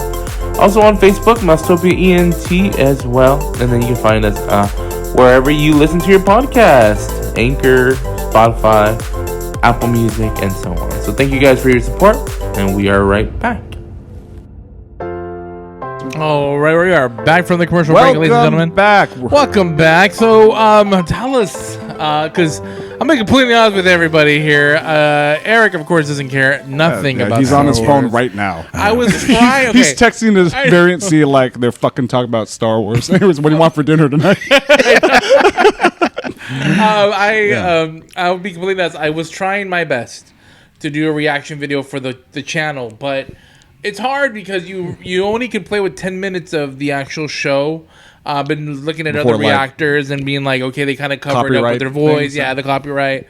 Because I wanted to kind of give that to you guys, like the people, like some of the podcasters that do listen and watch the reaction. I mean, I've been getting good reactions from some people, which is kind of nice. It's just, I've been wanting to do that because I know we're going to get more shows later on. And actually, I told you guys about the movies and trying to do the movies. So, well, Teardrop, some of us consume media for the love of it. So do I, but I'm just saying. It's not just content. All right. But so do I. That's how you get him to watch something. He has to watch somebody watching a video or a music or a movie or shows. And he will watch it. Whatever, okay? Whatever. But anyways, all right, but I watched just the first episode of the Acolyte, which is, it did capture my attention. I mean, again, and I'm pretty sure Mackie and you are going to answer these questions because I didn't know too much in the beginning. We meet, two girls that, well, are they two girls or not? Are they the same person or not? Are they twins or not? No, I was very confused. You got let's start this way. The Acolyte came out. Well, it was teased, and then just by hearing the title, we're immediately thinking, Master and Apprentice. Right. We don't know who. We just knew. I only knew that it took place in the Old Republic. I didn't read anything. I purposely want to keep myself completely in the dark about this show. All I knew when it started was it's the Old Republic. There's Jedis in it, and it's Rue from the Hunger Games grew up hot, but whatever. But and I watched the first episode, and the first episode was what you said, it was compelling. Yes. But then it didn't catch me. And as we were saying in the previous segment, you know, it's kind of hit or miss with the Disney Plus Star Wars shows. And this one since it was completely 100% new world in terms of what we've seen before. It wasn't connected to any other previous show New planets, or new old characters or everything, anything like that. You know, I wanted to give it the benefit of the doubt. Now, on the last pod, I briefly showed my thoughts on the first 4 episodes. And what it was it wasn't that brief. It was it was just me just going and at work, me and Mac were we didn't really talk that much about it at work, you know, but I think I had the same kind of sentiment where I was like, what the fuck is this? And for a variety of reasons. But Mac, what did you think when you watched the first episode of Acolyte? I was disappointed. All right. But I kind of like bit the bullet only because that's the way, no offense, Disney shows have been trending, right? Yeah. Right. They want to like kind of string it out so they can like maximize viewership or episodes or whatever, right? And they want to save all the good stuff for later. So I knew I had to tough it out. But I mean, I know they have to establish like, you know, the background and, you know, like set up the story and stuff like that. But, I mean, like you said, the first few episodes were lame. They were. All right, so my initial thought was, oh, this is cool.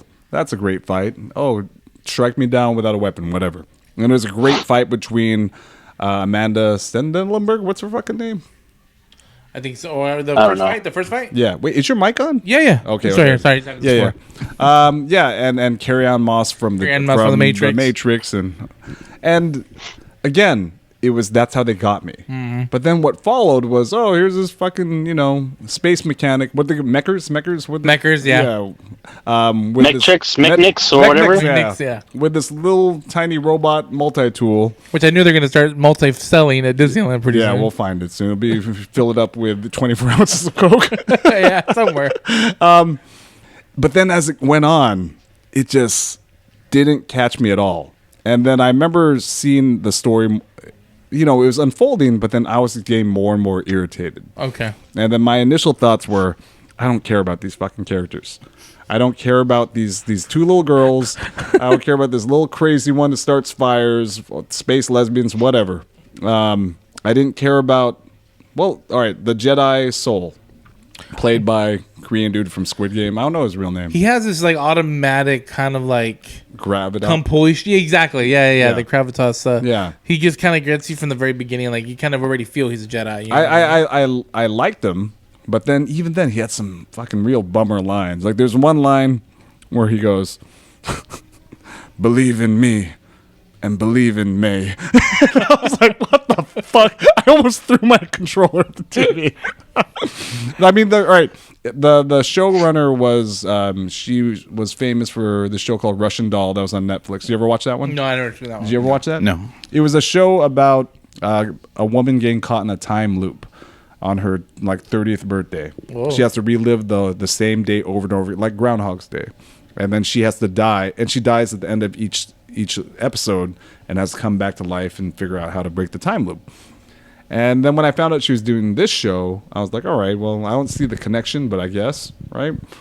And then it just felt like, let's put like weird offbeat characters with quote unquote funny dialogue. Right. And then just give them, not lightsabers yet, let's give them some space fucking tools and then put them in weird locations and whatever.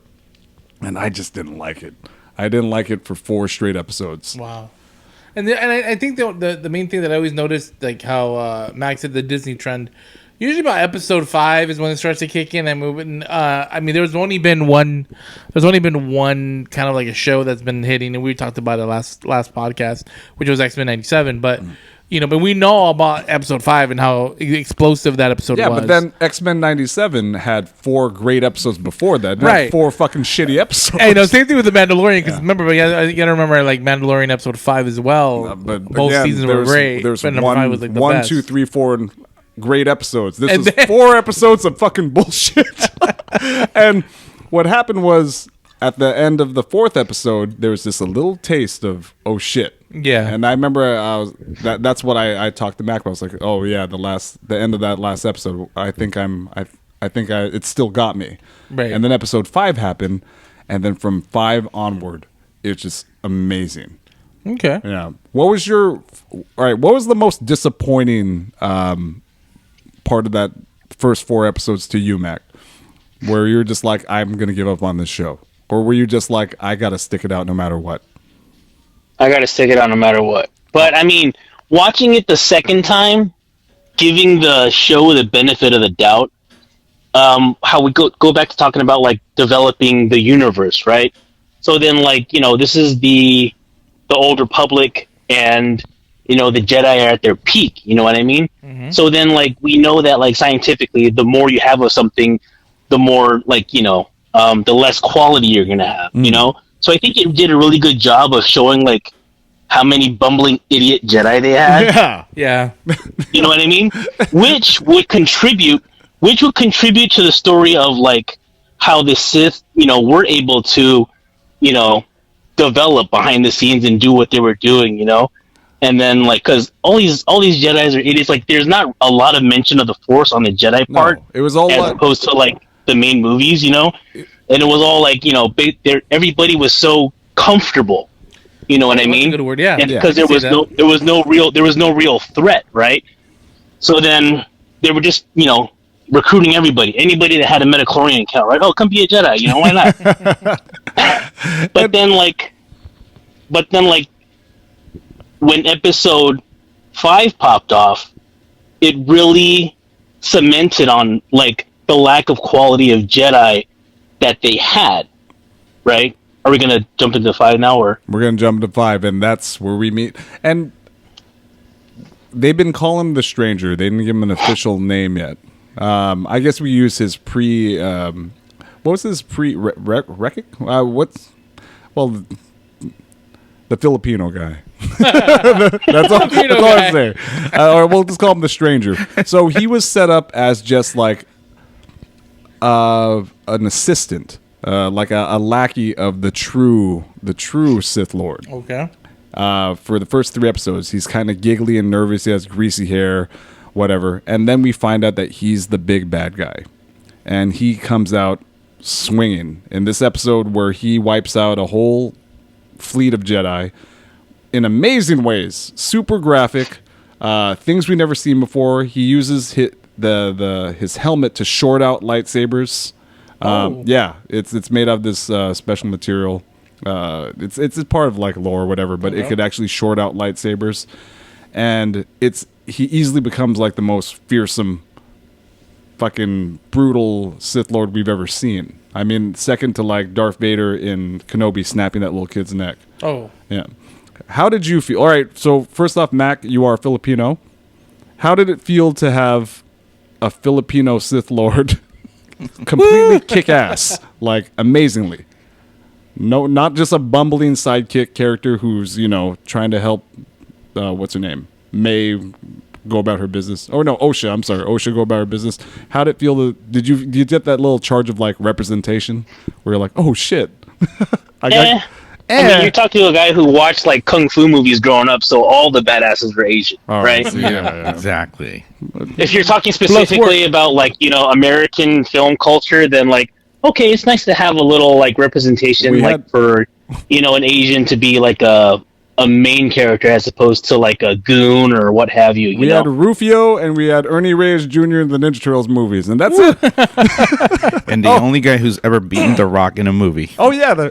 And we had Jacob, Ned from the Spider-Man movies. But that's right. Yeah. But then this is one where it's just like he's like enigmatic, and he's muscular, and he's, I wouldn't say heroic, but then he was a Sith. And then all of a sudden, I'm like, it's not just that. It's just everything that happened from that point onward. I realized that those first episodes were not just necessary; it was by design. It was this balance of the Force. Right. And the show is built on the idea that the Force it was used to create these beings that are so strong within the Force that are twin sisters. That's it. Right. And what the last 4 episodes are about is about the stranger wanting to find an acolyte. He wants to train someone. He wants to train her using dark Jedi powers. Wow, or dark okay. Force powers. And from then on outward, I was just like, everything was great. I had not one bad word to say about it. And I actually got to the point where I regretted even saying bad things about the first 4 episodes. Because, oh man, sit down and watch it. Okay. No, Eric, you sit there. Come on, Filipinos. I'll think about it. So wait, Eric, you're gonna have to like you're gonna have to white knuckle the acting, but story wise, it's push okay. Push past it. So for this show, The Acolytes, is this something that I can actually watch without knowing a lot of the Star Wars lore? Do you think it would be a great start for me to watch it, or? I think that with what they're doing with like something like The Mandalorian and Andor and things like that, you don't have to have watched anything before, after, or what have you. You know, like they make them stand alone, so that way like anybody can enjoy it and jump in or whatever, and like not feel pressure to watch anything else. You know, like all of these characters were 100% new. Yeah, except for one, which I can't. Well, maybe 2. There's one. 3. I want to say 3. 3. I know. Wait, hold on. 1. Oh yeah, 3. But then that third one that you were talking about, or maybe the second one. Well, one of them I feel like is a voice cameo, but that might be like hinting into something else. But so that's the other thing. We were talking about where this show could go, and I was satisfied with it just stopping. But it did set up for a second season. Okay. Where do you think? I told you it would. Yeah, I know. You're right. Where do you think this show is gonna go, Mac? I think so. Based off of like the cameos, right? So the big one was like Plagueis, right? So that's the Darth Plagueis, big legendary Sith, right? The one so then with learned him to bring people back from the dead. Allegedly. But like, so with his little cameo, we're like, okay, so then this could be a story of like how the Sith came back. And then there was a little bit of when Master Venestra or whatever the green one was, she was on like an intercom with somebody that sounded like Palpatine. That's right. She said, "Yeah, okay, our mama." Yeah, right. So then, now you have Plagueis. Yeah, now you have Plagueis in here, and now you have Palpatine in there, and then they've got like this. According to like like books or comics and stuff like that, they've got a lot of stuff going on how they manipulated everything in the in the Senate, Council, whatever, and even like leading up to the Clone Wars. Yeah. So I mean, the next season could be, Kymar, however you say it, and like trying to oust them as like the Sith Lord. But also us seeing glimpses of like Darth Plagueis and like Sidious working together to like undermine the Jedi and take over the galaxy. So as of now, then theoretically, there's 2 sets of Sith Lord and apprentice. Right, because I mean, that's how it goes, right? Because even though there's the rule of 2 for Sith, each one's always trying to pull somebody better to out the other guy. True. You know what I mean? So that's probably what happened to the stranger. Yeah. He's like, so that's what happens with Kymar. He's like, oh man, I can beat these guys out because I mean he might have like the saber skills, but he might not have the mastery of the Force, which is why he's trying to find somebody who can have a better mastery of the Force, so that them together can oust these 2. Yeah, and so, I mean, cornrows. there's a lot of and cornrows. I like whenever it comes to these Disney Plus shows, it's always they're not going to be consistent. Yeah. I mean, I still are we getting a Mandalorian season 4? No, we're getting a movie. Just the movie next, the right? movie for now. All right, so then maybe, but they have to go through this wrecking crew or skeleton crew thing. You know about that, Mac? Have you read anything about what? it? About the next? No. All right, it's basically just, and this is what I just read. It's like Goonies with Star Wars. A bunch of little kids on a Star Wars adventure. What do you think? Meh. So you're gonna have a bunch of little Anakins running around in pod racers doing some stupid shit or whatever? No, I'm it's probably gonna be like a bunch of like street urchins, and then all of a sudden Star Wars shit is happening around them. Yep. There was a comic. There was a comic that came out for in Dark Horse called what's Tag and something. Tag and Bink Save the Universe.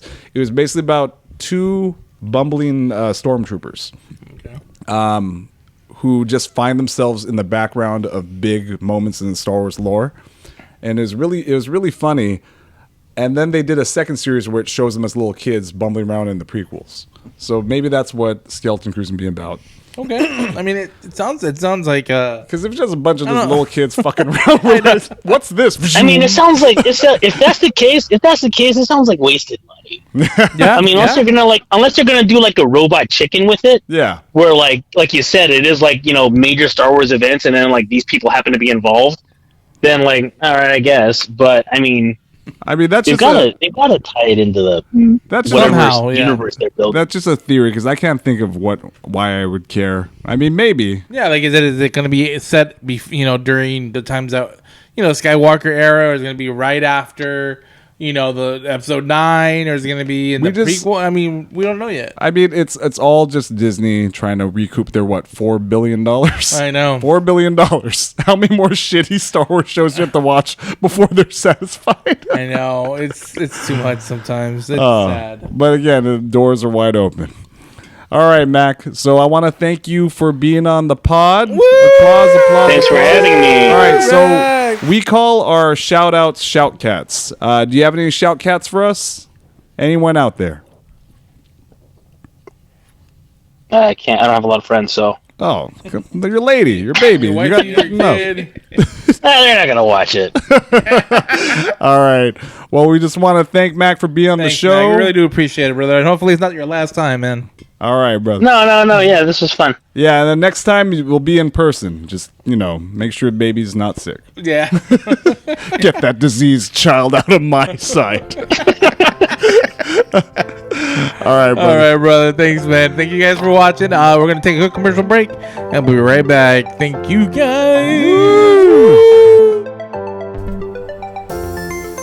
Hey, everybody. It's me, your favorite food character. You already know who it is. Right now, I'm listening to the best podcast out there, the Mousetopia E and T podcast. You can find them on Apple, Spotify, or anywhere you can hear podcasts. But right now, I need food. Welcome back. Thanks again to Mac for being on the Mac, program. for being a part of our awesome podcast. Now, I did want to discuss one last thing, but unfortunately, we won't be able to because El Guapo is at the fair. He's at the OC Fit. Yeah. And he'd warned us that it might be too loud, but on the text thread, we knew we wanted to wait until he was here to share our thoughts about Deadpool and Wolverine. I know, because I know he has a lot to say, and I know Eric has a lot to say. Eric has a lot to say. Now, he has a lot to say about the movie. I wanted to dip in a little bit because he said that he doesn't want to talk about it until it's on the pod. Yeah. And I've been dying to talk about it. I think we all have. Do you want to give us a little quick? No, just a little quick one. I think this movie is a love letter to all Marvel fans. And I'm not talking about just Marvel movie fans or MCU fans. I mean, it's to all Marvel comic fans. What a great way to say that, Wow, Eric. yeah. Yeah, because I think all of us have. Well, I mean, I was there from the first X-Men, from the first Spider-Man, from all these movies that came out beforehand, and Allegedly. Oh, shut the fuck up. I love Fantastic Five.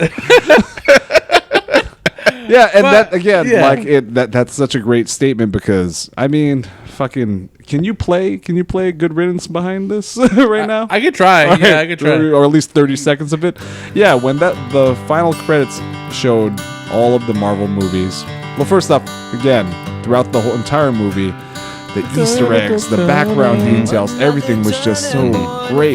It was just so like, oh, you like comics? That's for you. You like comics? That's for you. But then the end credits where they show the montage of the behind the scenes of all the Fox movies. Yeah. It made me, first off, it made me sad because what it did was made me appreciate those movies so much more. When MCU came out and there were such high quality, big name stars, big name directors, all this money, you know, it made me say like, yeah, what the fuck was Fox thinking? There was some bullshit. The black leather suits for the X-Men, fuck them, right? But then seeing that montage at the end, I was like, that was what we had. And it was great at the time.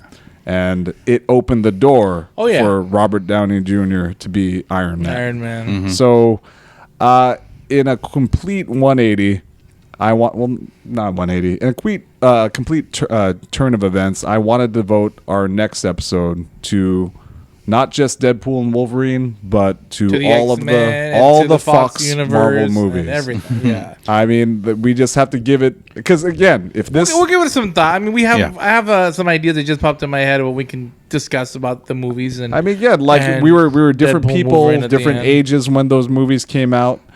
We could talk about, and then I think we're still in that 2-week embargo where, you know, a lot of movies don't want you to talk about. No, I think we're past that point because everybody is already talking everybody about knows it. about it. I mean, everybody knows about it. Yeah, and then social media. Jennifer Garner's in it. She's Elektra.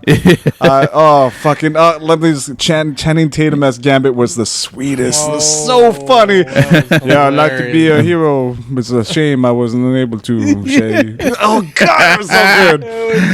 Because he was supposed to have his own solo title. 2010, since 2010. But then at the move over to Disney, something happened. Fucking Disney.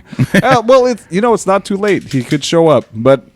Again, I know we have a lot more to chew on with Deadpool and Wolverine, so we're gonna save that for another episode. We can get the next podcast as soon as possible. I mean, not like soon, but within the next 2 weeks to a month. I mean, that because I don't want to go too far into. I mean, this is a movie that probably will not fall off right away. You know what I mean? It's one of those movies. I wanted to rewatch it as soon as I left the theater. I told Director Isabel I wanted to watch it this week. Coming up, so hopefully maybe on Tuesday we'll watch it in the afternoon for sure. All right. I know El Guapo will watch it right away. We all watched it the same day, didn't we? Yeah. El Guapo walked in. We watched it on Thursday. What? Oh no! Wait, we're right there then? I think it's the recording. All right. In that case, we'll see you then, guys. That's in true Mousetopia fashion. We had so close. We were so close. Actually, we've gone through how many episodes without a hitch? Not one. We got a hitch in every episode. No, I think I think so. Last episode we didn't have any. Yeah. So no, we did because when he uploaded the video, he had to do it twice because he lost. Okay, never mind. Yeah, it's true. True Mousetopia. But that was my fault though for the words and stuff like that. But anyways, thank you for listening to us. We'll catch you on the next episode. Until then, fashion. Good night. Good night, guys. Woo! That's so funny. Death certificate. If you decide to join us, be sure to bring your death certificate.